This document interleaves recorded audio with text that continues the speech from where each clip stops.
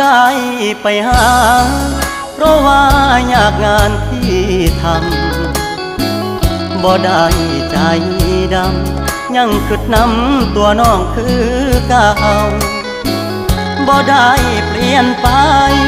หัวใจอ้ายยังห่วงเจ้าบ่ได้ปล่อยให้เงาเสาร์อาทิตย์ติดงานโอทีได้แต่โทรหาน้องคงจะไม่ว่ากันบ่เคยเปลี่ยนพันสัญญาหักมันคนดีบ่ได้กักมีกิ๊กบ่ได้หลีกสัญญาที่มีย้อนงานยุ่งอีหลีคนดีอย่าเครียดอายเด้อขอหาสุมือเจ้ามาคือน้อยใจเฮ็ดหยัง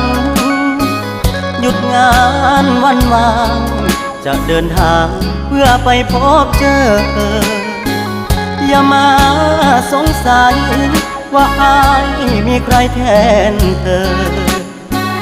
หักมันเสมอบอกเคยเพลอสิคิดนอกใจงานยากอีหลี